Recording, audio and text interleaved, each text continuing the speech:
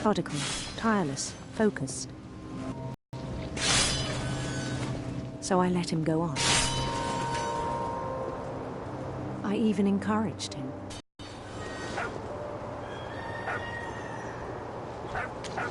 He told me on the edge of a city he named Lewis Topia. He built the city, then he made musicians.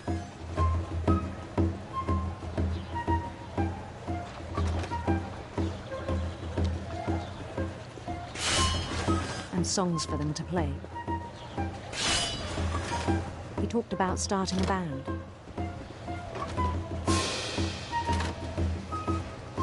And he was always humming something. Every day his imagination grew stronger.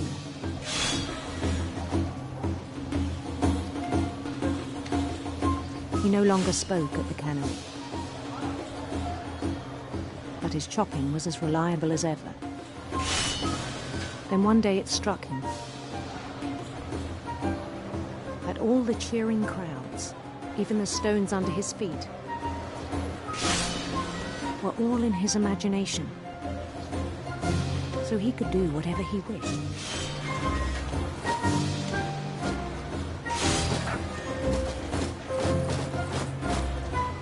He held an election for mayor. And he won. They begged him to stay, but his mind was already wandering. It became a game for him.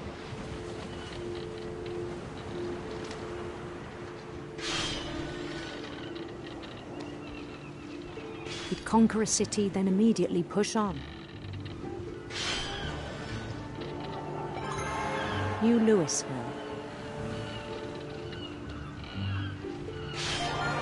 St. Louis. He started drifting away from our reality.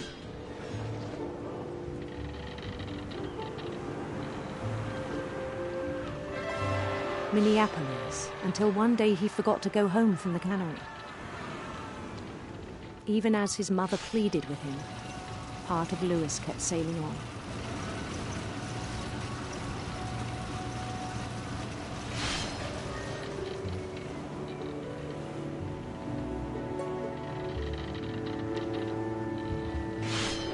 In Lewisburg, he heard rumors of a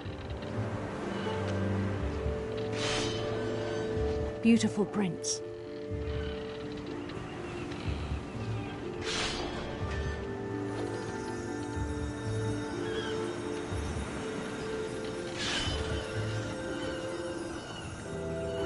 The prince was on his own quest for sinister serpents.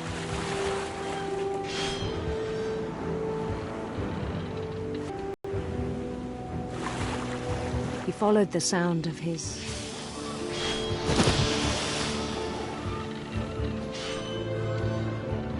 electric sitar.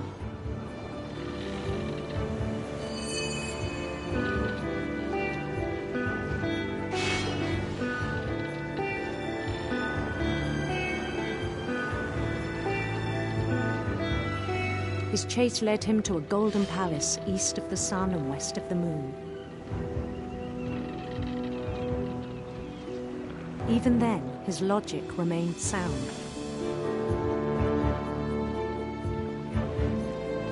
He knew the world was all in his imagination.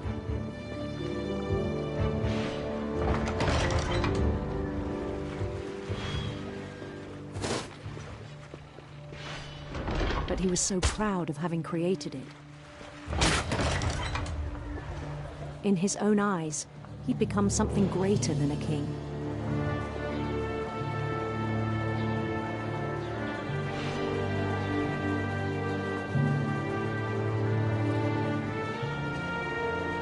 For someone who'd never known success in the real world, I think it was overwhelming.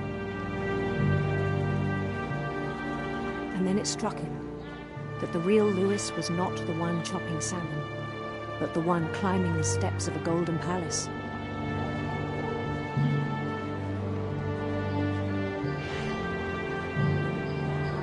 My imagination is as real as my body, he told me. It was hard to argue with him.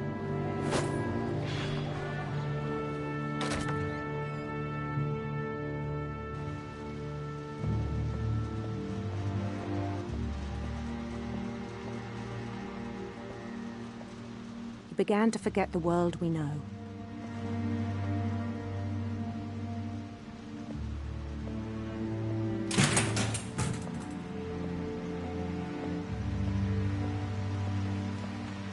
I think it pained him to remember Lewis, the cannery worker.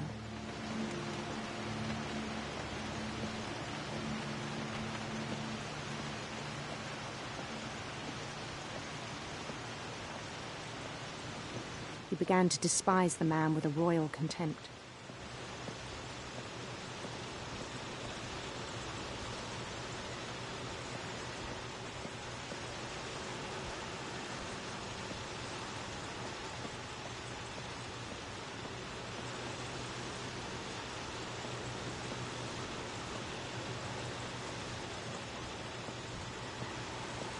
I still thought I could save him.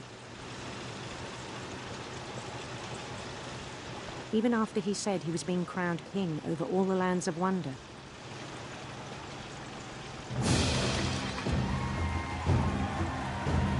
The palace would be packed with his companions.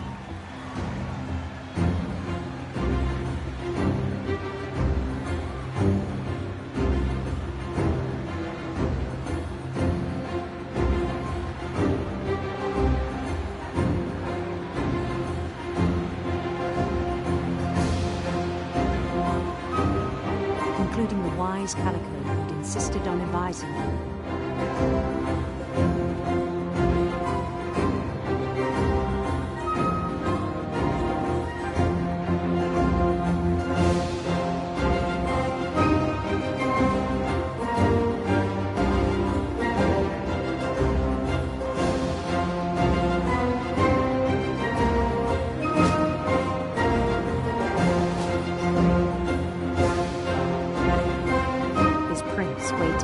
Holding his crown.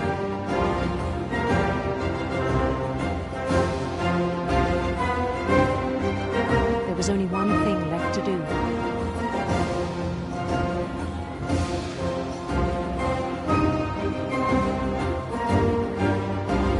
Bend down his head.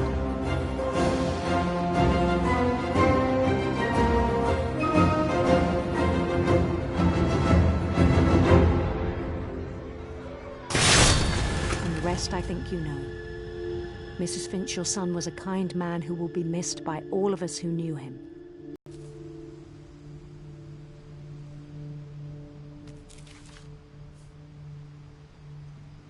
My brother was really cool. I wish you could have met him.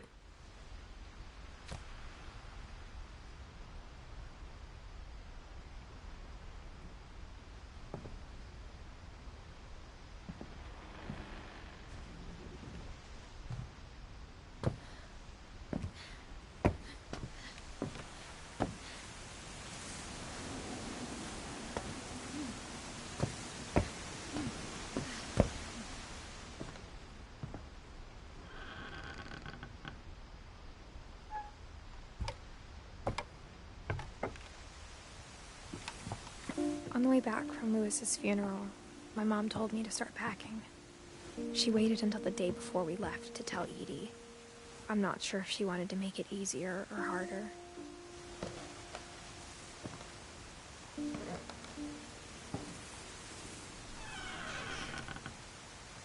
I wish we'd stayed.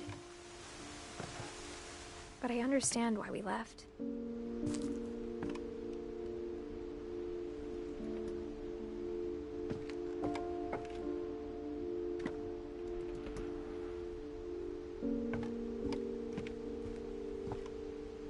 My mom ended up leaving everything behind.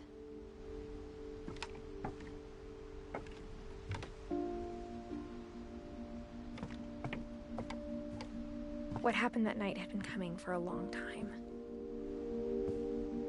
Maybe it should have come sooner.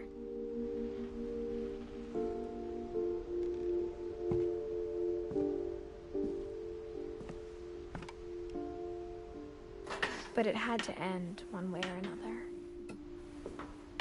All that's left now was to tell you about that last night.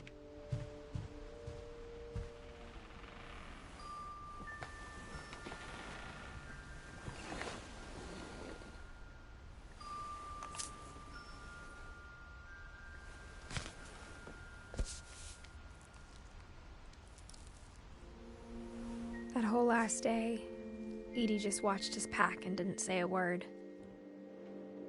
Until supper, when she raised her glass and said, "To our final night together, and all our final nights apart." Grandma, you know what I said about alcohol.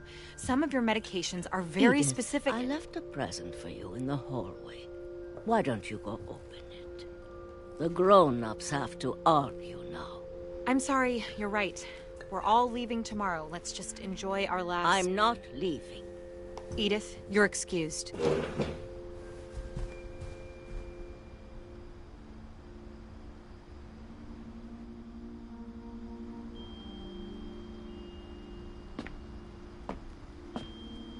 the power had been shut off that morning, but Edie always had plenty of candles. When my mom sealed the library, I don't think she knew about the other entrance, or that Edie had a key to it.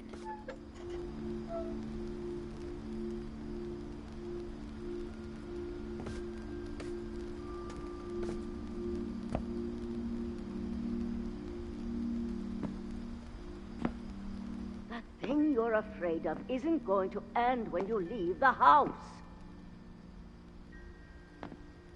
Edith has a right to know these stories.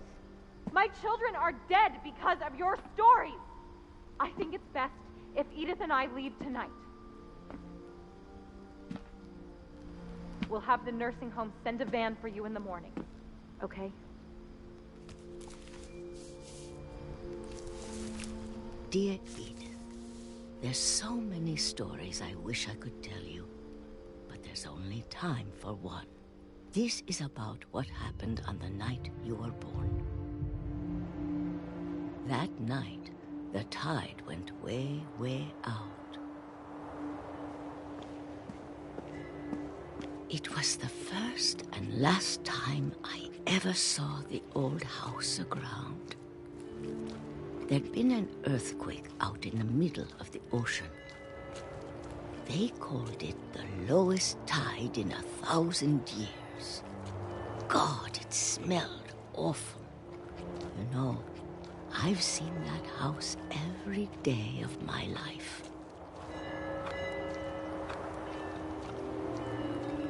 But I never thought I'd go back to it. When the fog rolled in, I lost my way.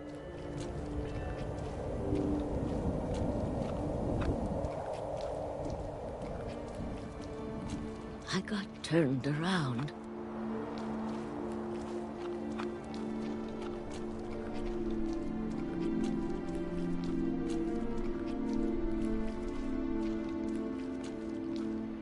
For a while, I wandered. I started seeing things.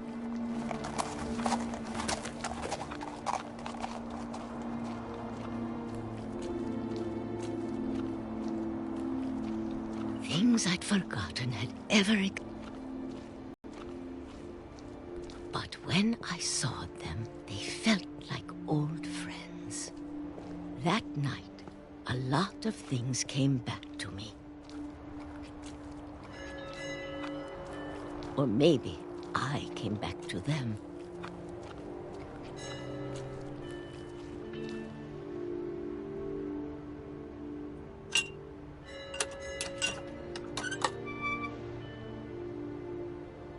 Things I can't explain, but that I need you to try and... Edith, what are you doing in here? It's mine! Edith! Mom, you're gonna rip it! Let go! I kicked and screamed, but Mom dragged me to the car. I never saw Great-Grandma Edie again. The next morning, the van came to pick her up, but she was already gone. After that, we moved around a lot.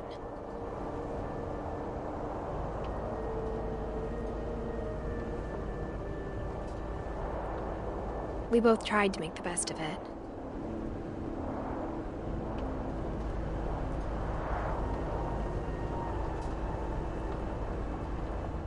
A few years went by.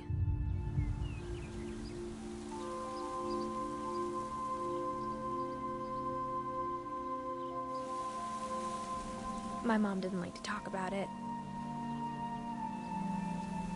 but she started getting sick a lot. The rest happened pretty quickly.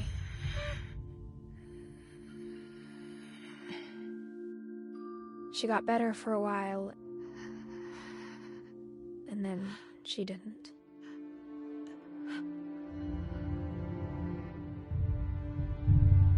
And then I was alone.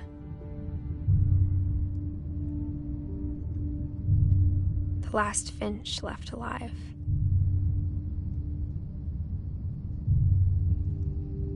Until I found out about you. I'm still not sure what to tell you about all this. If we lived forever, maybe we'd have time to understand things. But as it is, I think the best we can do is try to open our eyes. And appreciate how strange and brief all of this is.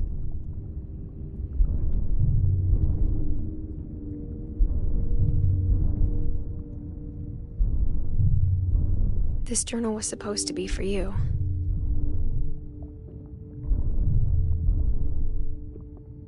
But now I hope you'll never see it. I just want to meet you and tell you all these stories myself. But I guess if you're reading this now, things didn't work out that way.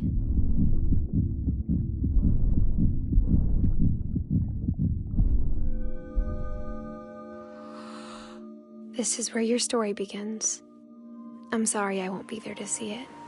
It's a lot to ask, but I don't want you to be sad that I'm gone. I want you to be amazed that any of us ever had a chance to be here at all. Good luck.